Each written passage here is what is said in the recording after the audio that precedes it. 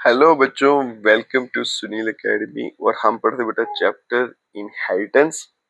और आज पढ़ेंगे बेटा इसका टॉपिक डाई हाइब्रिड क्रॉस। पिछली वीडियो में हमने मोनो हाइब्रिड क्रॉस को पढ़ लिया था। ये भी एग्जाम में बहुत बार पूछा जाता है, एग्जाम के लिए इंपॉर्टेंट भी है। अगर आप वीडियो देखते हो तो लाइक जरूर करिएगा, चैनल को लाइक सब्सक्राइब शेयर कमेंट जरूर करें। स्टार्ट करते हैं आज का वीडियो।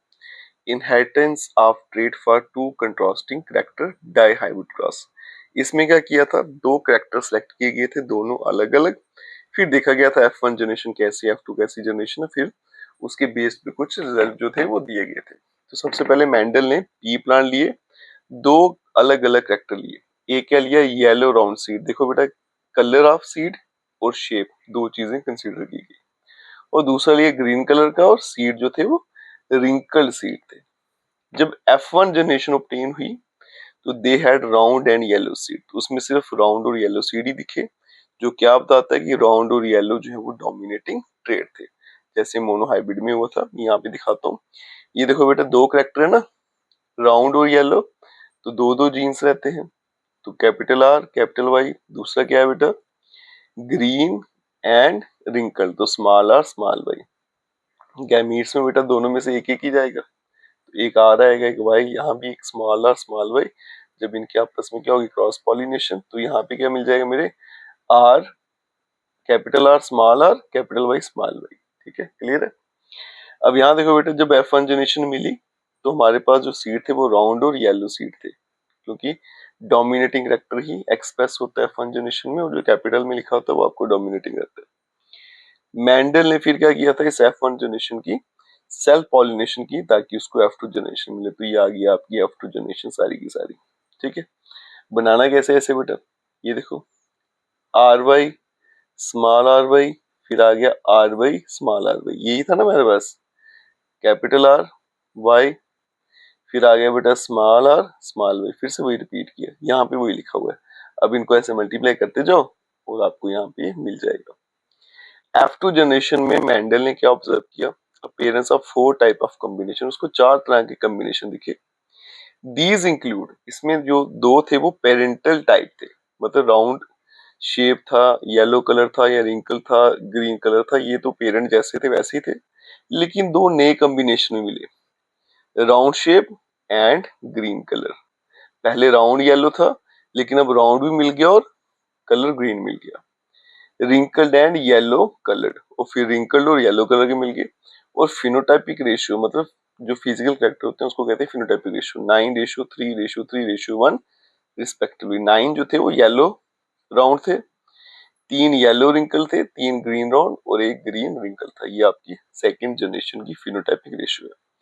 F2 जनरेशन में all the four character were resorted out independent of the other. सारे के सारे जो चार कैरेक्टर मिले आपको, हमने तो दो कैरेक्टर से शुरू किया था, लेकिन F2 जनरेशन में चार कैरेक्टर मिल गए, तो ये सारे के सारे आपस में इंडिपेंडेंट थे, इनका कोई लेना देना नहीं था। Therefore one pair of contrasting character behave independently of the other pair. तो इसलिए एक जो कैरेक्टर है वो दूसरे से इंडिपेंडेंट और दूसरे पे डिपेंड नहीं करता। फॉर एग्जाम्पल सीड कलर जो है वो इंडिपेंडेंट है सीड कोट का, कि सीड कोट कैसा है। तो मेंडल ने कुछ यहाँ से इंटरप्रिटेशन दी, वो पढ़ते हैं हम। On the basis of monohybrid and dihybrid cross, Mendel ने क्या पोस्टुलेट किया कि there are a pair of gene controlling each character. हर कैरेक्टर को कंट्रोल करने के लिए हमारे पास दो जीन्स रहते हैं। एक एक पेरेंट से मिलेगा, दूसरा दूसरे पेरेंट से, एक फादर से एक मदर से। ठीक है। At the time of reproduction, जब गैमीट बनते हैं तो these genes segregate so that each gamete receive only one factor for each character. तो जब गैमीट बनते हैं तो जीन्स तो हमारे पास हर कैरेक्टर के दो होते हैं, लेकिन जीन्स सेग्रीगेट करते में टूट जाते हैं। एक अलग हो जाता है, दूसरा अलग हो जाता है, और जो बच्चा होता है उसको एक ही जीन मिलता है, दो नहीं मिलते। ठीक है। So that each gamete receive only one factor for each character. इसको बोलते हैं लॉ ऑफ सेग्रीगेशन भी बोला जाता है। नेक्स्ट बेटा, F1 जनरेशन में सिर्फ एक कैरेक्टर ही एक्सप्रेस होता है, तो मेंडल ने क्या बोला, इसे डोमिनेंट कैरेक्टर। कैरेक्टर तो दूसरा भी होता है, लेकिन एक्सप्रेस एक ही होता है। Character which was not express, जो कैरेक्टर एक्सप्रेस नहीं होता उसको रिसेसिव कैरेक्टर बोला जाता है। This phenomenon of appearance of only one of the two contrasting trait in F1 generation is termed as dominance। और ये जो फिनोमिना है कि दोनों में से एक ही कैरेक्टर जो है वो एक्सप्रेस होता है F1 जनरेशन में, इसको बोलते हैं डोमिनेंस। नेक्स्ट है बेटा, characters are not lost even when they are not express. Character कभी भी गुम नहीं हो जाते अगर वो एक्सप्रेस ना भी हो। जैसे F1 जनरेशन है बेटा, उसमें आपको एक ही कैरेक्टर दिखता है, इसका मतलब ये नहीं है कि दूसरा वहां पे है ही नहीं, होता है वहां पे, लेकिन वो एक्सप्रेस नहीं होता। When F1 generation was allowed to be self-pollinated, both the parental trait were expressed in definite proportion in F2 generation. जब आपने F1 जनरेशन की सेल्फ पॉलिनेशन की तो आपको F2 जनरेशन मिली, उसमें आपको पेरेंटल दोनों कैरेक्टर पाएंगे। From the F2 generation, Mendel postulated that inheritance of factor controlling a particular trait in an organism are independent of the other. तो F2 जनरेशन से इसको क्या उसने इंटरप्रेट किया, इंफॉर्मेशन दी कि जो कैरेक्टर की इनहेरिटेंस है, inheritance of factors controlling a particular trait in an organism are independent of each other, मतलब जो कैरेक्टर्स होते हैं एक दूसरे पे डिपेंडेंट नहीं होते, एक दूसरे से इंडिपेंडेंट रहते हैं, इसको बोलते हैं this is called law of independent assortment. ठीक है, नेक्स्ट चलते हैं बेटा, how do traits get express. अब ये कैरेक्टर्स कैसे एक्सप्रेस होते हैं। DNA is a information source for making protein in the cell. तो भाई जो सेल होता है ना, उसके अंदर होता है डीएनए, और डीएनए के अंदर क्या होती है, इन्फॉर्मेशन होती है कि कौन सी प्रोटीन मुझे बनानी है। A section of DNA that provide information for one protein is called the gene for that protein.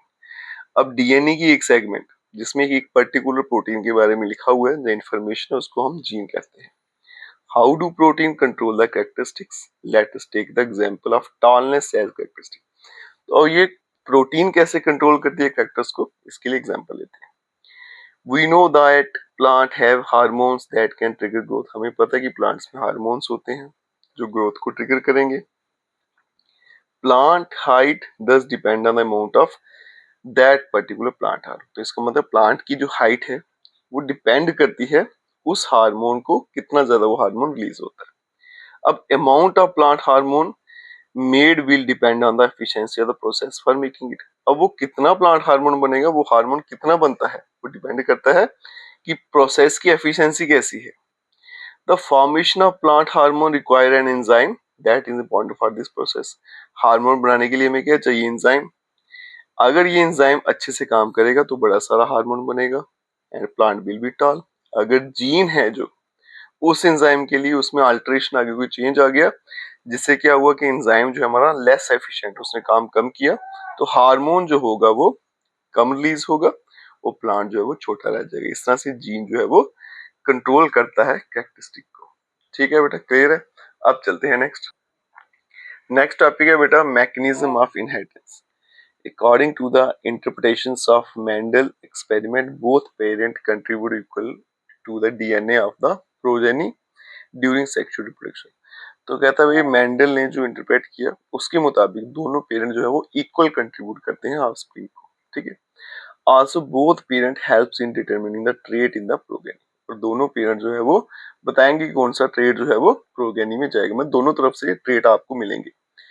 Both parents contribute a copy of each of the same gene and both male and female gametes therefore only have one set of gene। ये भी पढ़ा हमने कि दो दो jeans होते हैं हर एक के, लेकिन बच्चे को दोनों में से एक एक जीन दोनों में से मिलता है और उसको भी दो मिल जाएंगे। Thus each pea plant of F1 generation has two set of all genes। तो इसलिए जो F1 जनरेशन है बेटा उसके पास क्या है, दो सेट है जीन्स के, एक उसको फादर से एक मदर से। How do germ cell make a single set of gene from the normal two copies that all other cell in the body have? This is explained by the fact that each gene set is present not as a single thread of DNA but as a separated independent piece called chromosome। तो कहते हैं कैसे ये possible है कि दो से हमें एक एक जीन मिलता है। तो उसका रीजन क्या है कि हमारे पास जो क्रोमोसोम जो होते हैं उनके पेयर्स होते हैं। Thus each cell will have two copy of each chromosome। हमारे पास हर क्रोमोसोम का कॉपी होती है, दो कॉपीज रहती हैं। One each from male and female parents, एक हमें मेल से मिलती है, एक हमें फीमेल से मिलती है। Every germ cell will take one chromosome from each pair. अब देखो पेरेंट्स के पास जो है बेटा वो दो क्रोमोसोम है, मेल के पास भी दो है, फीमेल के पास दोनों अगर जाएंगे बच्चे के तो चार हो जाएंगे, है ना, लेकिन क्रोमोसोम तो दो ही होते हैं हमेशा, हर एक किसी के भी हो। तो इसलिए एक हमें मेल से मिलता है फादर से, एक हमें मदर से। तो every germ cell will take one chromosome from each pair। When two germ cell combine, they will restore the normal number of chromosome in the progeny, ताकि वो अगर वो कंबाइन हो तो जो नॉर्मल नंबर रहता है क्रोमोसोम का 2 रहता है, बच्चे को भी वही मिले, ensuring the stability of DNA of species.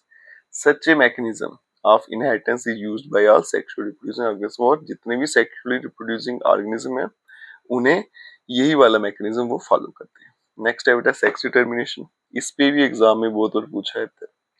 The process by which the sex of newborn individual is determined is called sex determination। तो बच्चे का जो न्यूबॉर्न बेबी जो होते हैं उनके सेक्स को डिटरमिन करना कि उसका सेक्स कैसा रहेगा, वो मेल रहेगा या फीमेल रहेगी, उसको बोलते हैं सेक्स डिटर्मिनेशन। अलग अलग स्ट्रेटेजी है जिससे सेक्स को डिटरमिन किया जाता है डिफरेंट स्पीशीज में।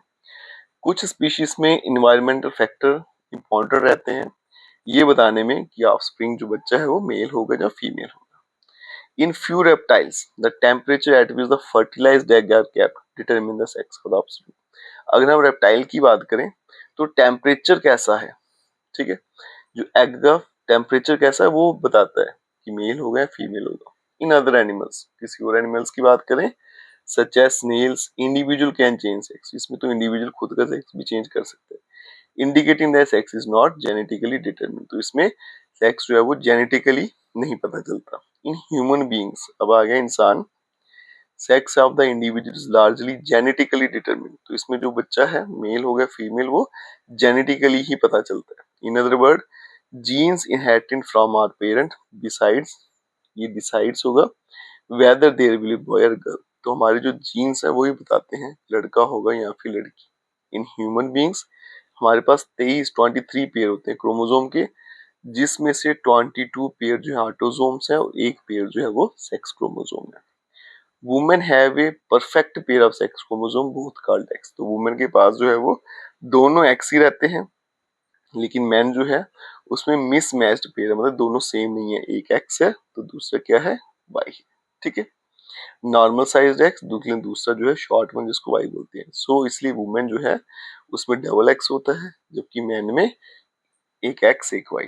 All children will inherit an X chromosome from their mother, तो मदर से बेटा बच्चे को हमेशा एक्स क्रोमोसोम ही मिलेगा, regardless of whether they are boy और गर्ल, चाहे वो लड़का हो या लड़की हो, उसको मदर से सिर्फ एक्स ही मिलने वाला है। इसलिए जो बच्चे का जो सेक्स है will be determine what they inherit from their father, वो डिपेंड करता है कि उसने अपने फादर से क्या इनहेरिट किया है। A child who inherit an X chromosome, अगर किसी बच्चे ने एक्स क्रोमोसोम ले लिया अपने फादर से तो लड़की होगी, अगर वाई ले लिया तो वो डेफिनेटली लड़का होता है, ठीक है। ये मेल है बेटा, फीमेल है, इसमें एक्स वाई है उसमें दोनों एक्स है, ठीक है। अब यहाँ पे वाई आया एक्स आया तो मेल बनेगा, अगर एक्स एक्स मिल गया तो फीमेल बनेगा, ठीक है। क्लियर है बेटा। नेक्स्ट है लॉ ऑफ इनहेरिटेंस, छोटे छोटे लॉ हैं। सबसे पहले law of dominance, when two different alleles are present, जब दो अलग अलग एलील्स होते हैं जीन्स प्रेजेंट हो तो एक उनमें से डोमिनेट रहता है, दूसरा जो एक्सप्रेस होता है, दूसरा रिसेसिव होता है जो एक्सप्रेस नहीं होता है। लॉ ऑफ सेग्रीगेशन, ये वही आ गया बेटा लॉ की गैमीट्स जो होते हैं, हमें जो गैमीट्स होता है बच्चे को उसे पेरेंट से एक एक मिलता है जीन्स, दो दो होते हैं ना पेयर, उसमें से एक एक मिलता है, इसको बोलते हैं law of segregation. Law of independent assortment, inheritance of one gene does not effect the inheritance of any other gene, एक जीन का इनहेरिट होना दूसरे पे डिपेंड नहीं करता, वो उससे इंडिपेंडेंट रहता है, ठीक है। आप चलते हैं नेक्स्ट बेटा, कुछ टर्म्स है जो आपको डिफाइन करने के लिए एग्जाम में पूछी जाती है। सबसे पहले क्रोमोसोम क्या है। क्रोमोसोम जो है थ्रेड लाइक स्ट्रक्चर है जो आपके न्यूक्लियस में होता है सेल के। क्रोमोसोम जो है प्रोटीन से बनते हैं and DNA organised into genes, ठीक है। ईच सेल नॉर्मली कंटेन, और हर सेल में 23 पेयर ऑफ क्रोमोसोम्स होते हैं, ठीक है। प्रोटीन और डीएनए से बनता है और वो जीन्स पे ऑर्गेनाइज्ड रहते हैं। नेक्स्ट आ गया DNA, deoxyribo nucleic acid. DNA जो है जेनेटिक मटेरियल है जिसमें इंफॉर्मेशन होगी और इंस्ट्रक्शन होगी प्रोटीन बनाने की। जीन क्या है बेटा, functional unit of heredity present on chromosome, chromosome की एक सेगमेंट है, ठीक है। क्रोमोसोम के ऊपर बैठा होता है, ऐसे समझ लीजिए। It is a segment of DNA, ये डीएनए का एक हिस्सा है that code for one protein, उसमें एक प्रोटीन की इंफॉर्मेशन आएगी कौन सी प्रोटीन से बनानी है। It determine a particular factor, और ये एक पर्टिकुलर फैक्टर को डिफाइन करता है। ट्रेट जो होते हैं आपके कैरेक्टर्स होते हैं। Trait are characteristic feature of organism जो फिजिकल फॉर्म में आपको दिख जाते हैं, जैसे हाइट है, बालों का कलर हो गया। एलील, हमें पता है कि हमारे पास दो तरह के जीन्स रहते हैं ना, आइडेंटिकल जीन्स होते हैं दो, उसी को लील बोला जाता है। Allele are different form of same gene, हर जीन जो है उसकी दूसरी फॉर्म होती है उसको लील बोला जाता है। That occupy specific location of chromosome, individual inherit two allele, one from each parent. ठीक है, जैसे प्लांट है बेटा, उसको एक टॉल भी मिल रहा है, एक शॉर्ट भी मिल रहा है जीन्स पेरेंट से। एक टाल प्लांट है, एक शॉर्ट प्लांट है, जब उनका ऑफस्प्रिंग होगा उसके पास टाल वाला जीन भी होगा, शॉर्ट वाला भी होगा, इसको बोलेंगे एलील। नेक्स्ट आता है डोमिनेंट एलील। डोमिनेंट एलील वो है जो एक्सप्रेस हो जाता है, रिसेसिव एलील वो है जो एक्सप्रेस नहीं होता। जीनोटाइप, जीनोटाइप होता है जेनेटिकल कंपोजिशन क्या है। फिनोटाइप का मतलब फिजिकल कैरेक्टर क्या है, दिखने में कैसा है वो, that's your phenotype. Monohybrid cross, hybridisation cross in which inheritance only one pair of contrasting character study, जिसमें सिर्फ एक ही कैरेक्टर्स इनहेरिट होता है उसको कहते हैं मोनोहाइब्रिड क्रॉस, जहाँ फिर एक ही कैरेक्टर की स्टडी की जाती है। डाइहाइब्रिड क्रॉस में क्या कहते हैं, दो कैरेक्टर्स की स्टडी की जाती है। Homozygous pair of identical gene controlling given character, तो हमारे पास दो जीन्स रहते हैं हर चीज के जो कैरेक्टर कंट्रोल करते हैं, that is called homozygous. Heterozygous, दो different version of same gene, एक ही जीन के दो अलग अलग version controlling a given character. Progeny, offspring को बोला जाता है, और गैमेट्स जो है रिप्रोडक्टिव सेल रहते हैं। लास्ट में बेटा एक्वायर्ड ट्रेट इनहेरिटेड ट्रेट में डिफरेंस क्या रहता है। These traits are neither inherited nor transmitted to the next generation, ना तो इनहेरिट हुए हैं ना ही ट्रांसमिट होंगे नेक्स्ट जनरेशन में। इनहेरिटेड ट्रेट क्या होते हैं, ये ट्रेट जो होते हैं इनहेरिट होते हैं, ठीक है, और ट्रांसमिट होंगे नेक्स्ट जनरेशन में। These trait are required after birth, ये आफ्टर बर्थ मिलते हैं और ये आपको पेरेंट्स से मिलते हैं। For example knowledge, driving skill, इसमें skin colour, eye colour, nose et cetera. ठीक है, तो इसके साथ ही बेटा ये चैप्टर यहीं पे खत्म हो जाता है। अगर आप वीडियो देखते हैं तो लाइक जरूर करिएगा, चैनल को लाइक सब्सक्राइब जरूर करें। Best of